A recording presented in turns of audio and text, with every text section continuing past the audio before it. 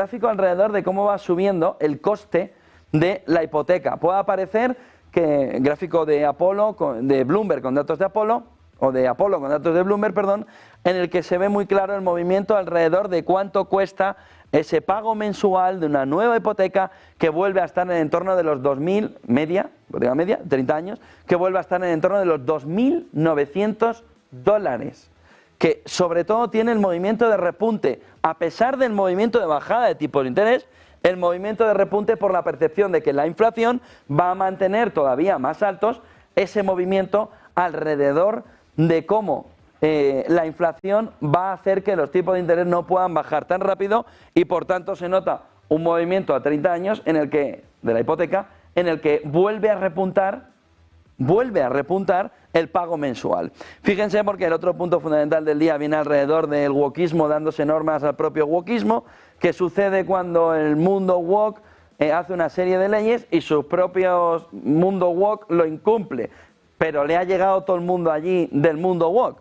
Blue Sky dice, nos lo contábamos ayer, le había dicho a Europa que tenía que cumplir con las normas. Blue Sky, wokismo puro, dice cumpliré con las normas de la Unión Europea, que impone normas sobre todo de ese entorno woke, después de ser llamado por la Unión Europea. Bueno, no había mucha duda que lo que no se iban a hacer es atacar entre ellos. Un último punto antes de entrar en el informe de Candriam, alrededor de cómo, dice Voz Populi, el gasto en pensiones solo en noviembre, donde se paga la extra, donde se pone contablemente la extra de Navidad, equivale al de todo el año en infraestructuras y en defensa. En noviembre la Seguridad Social abona, dice Voz Populi, la extra de Navidad, lo que eleva la factura de este mes por encima de los 25.000 millones de euros. ¡Hala! El gobierno perfila una subida de las pensiones del 2,75% en 2025, un punto menos que este año, un 2,75%. La pensión máxima superará los 45.000 euros anuales con la subida de 2025.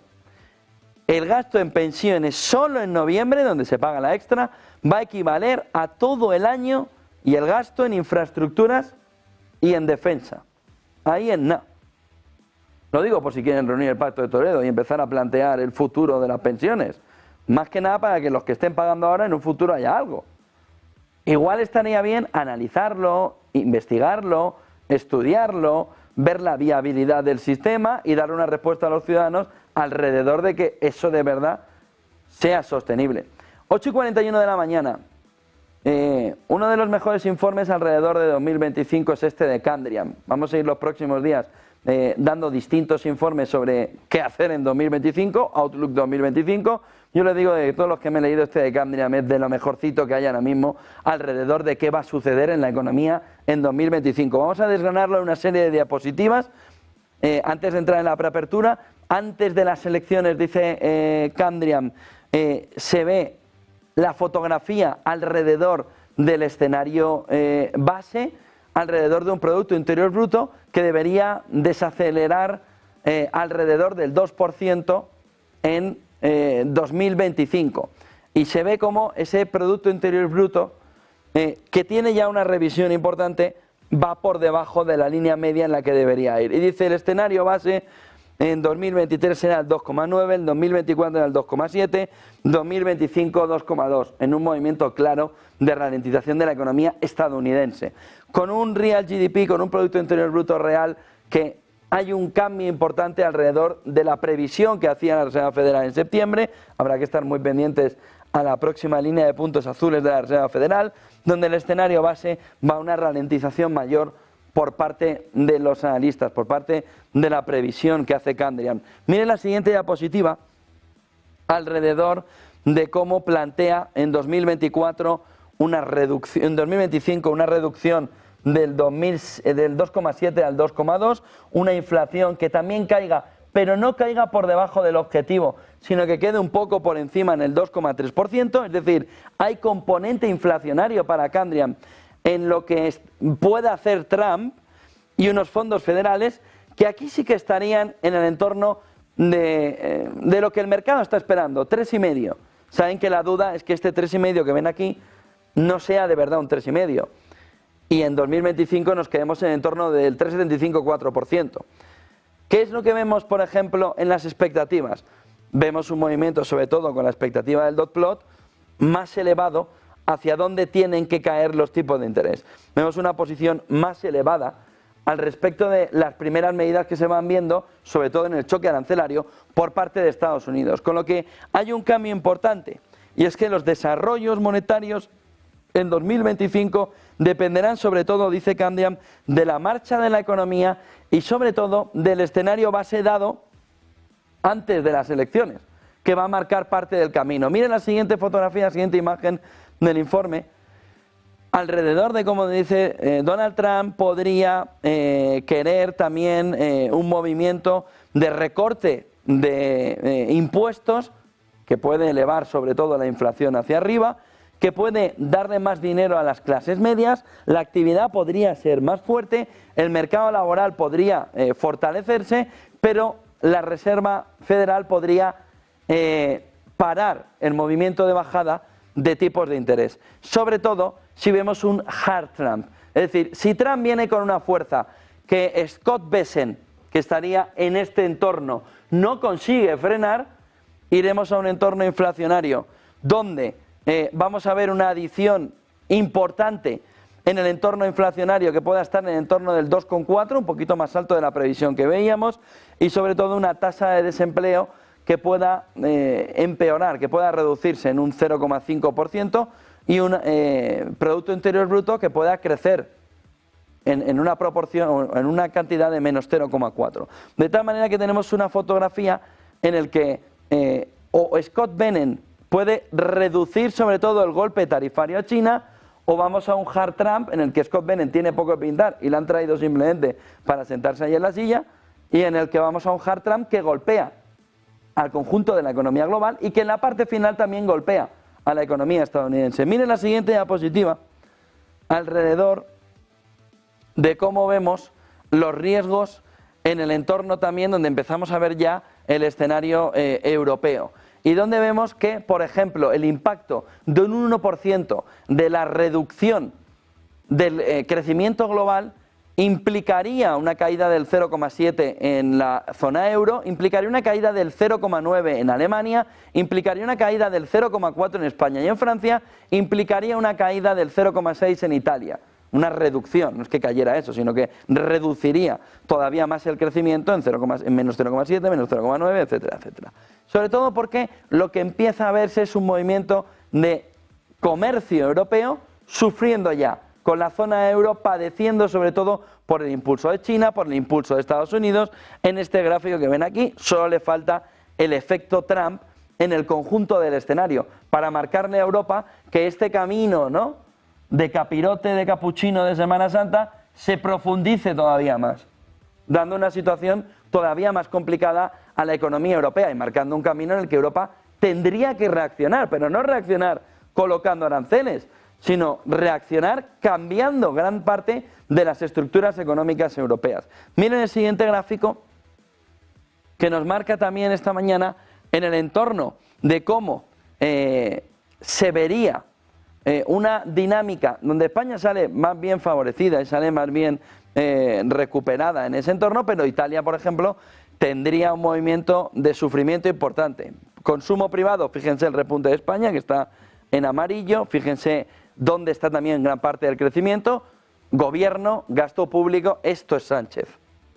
Esto es Sánchez.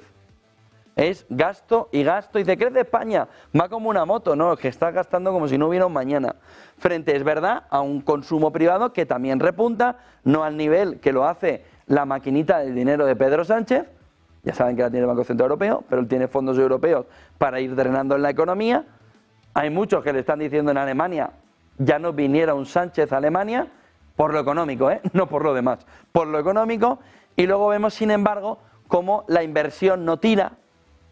Miren España, estos datos de Francia son mucho mejores para intentar reflejar una salida o una mejora en el corto plazo, sobre todo con la visión hacia 2025, y vemos también, por ejemplo, cómo vemos una inversión en equipamiento que Italia empieza a aflojar, pero sin la exportación de servicios España, sobre todo a través de lo que ya empieza a llamarse el nuevo petróleo, que es el turismo.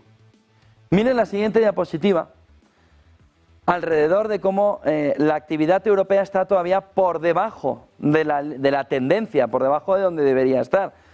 Sobre todo por el COVID, momento COVID. Euroárea estamos menos 1,8 de la tendencia. Alemania es un desastre, se lo venimos diciendo. Menos 6,5. España está prácticamente ya igual, menos 0,3.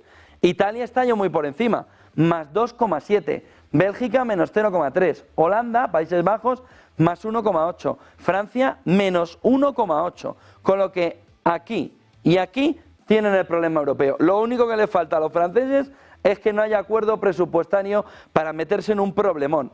Pero miren dónde está el problemón, Von der Leyen, donde tiene que actuar, la Comisión Europea, donde tiene que actuar en ayudas, es aquí. Este es el desastre de Europa. El menos 6,5 respecto a la tendencia. Y miren la línea marcada, totalmente lateralizada del crecimiento de la economía alemana. Es un desastre. Miren la siguiente diapositiva, que nos marca también el camino alrededor de, sobre el escenario base, el crecimiento que se sigue manteniendo también, o se puede mantener en 2025, un 1%, en el 1% en el entorno de 2025. 2023 era 0,5, 2024 era 0,8, 2025 es 0,9, pero, claro, lo que dice el Banco Central Europeo, aquí sobre todo se ve muy claro, viene cambiado por parte de Candriam. Dice, el escenario que planteó el Banco Central Europeo en septiembre de 2024 es esto, el escenario nuestro es este.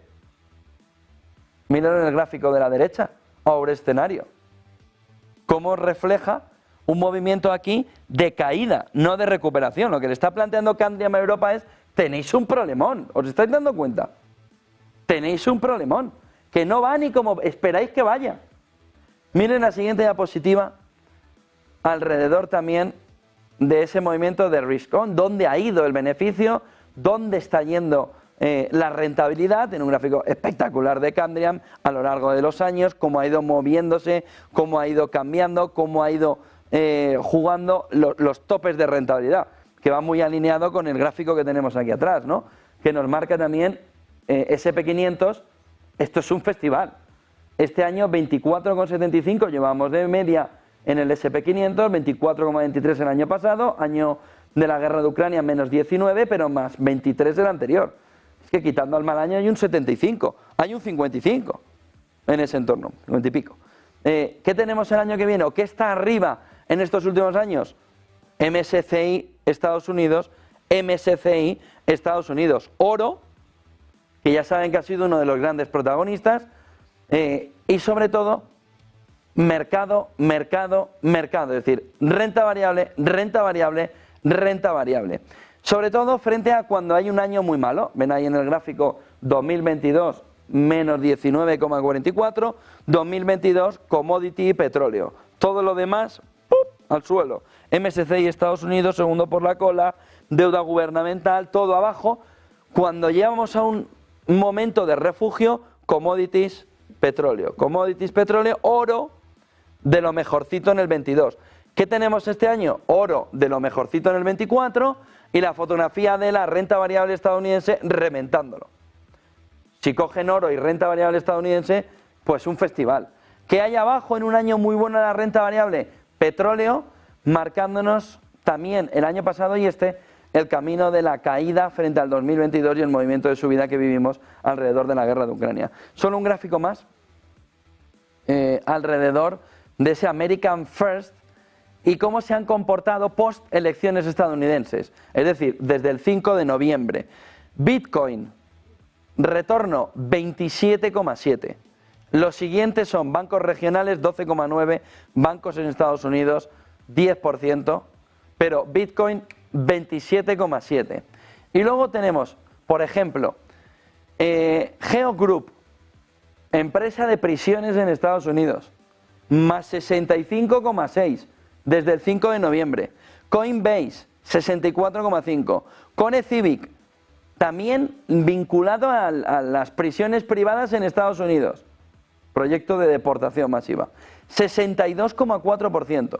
Y luego MicroStrategy, muy vinculado al mundo cripto, 56,5%. Tesla, 30,6% por su cercanía a Donald Trump. Rheinmetall, defensa europea, por todo el mensaje de Hay que invertir en Europa en su propia defensa. Pues toma, Rheinmetall más 19,5. Luego, parte de seguros en Estados Unidos de salud, más 8,4. BAE Systems, también Industria Europea de la Defensa, 7,9 en positivo. O Thales, Industria Europea de la Defensa, 7,3. Tiene que ir más dinero a la industria de defensa europea. ¿Qué se ha metido el toñazo padre? La parte de Clean Energy, menos 35. Solar Edge Technologies, Enfas Energy, menos 33. Vestas, menos 16. First Solar, menos 15%. Y BMW y Mercedes. BMW, menos 7,4. Mercedes, menos 6,9. Para que apunte también la Comisión Europea. Y luego, fíjense dónde está el guantazo en el entorno también de temáticas. Clean Energy, el S&P Global Clean Energy, menos 10,1. El cobre, menos 7,6. La plata, menos 5,9. El oro, menos 5%. En una fotografía de Candriam espectacular. Uno de los mejores informes que se publican cada año, trimestralmente, y a los que estamos siempre pendientes alrededor de la fotografía que nos refleja Candriam.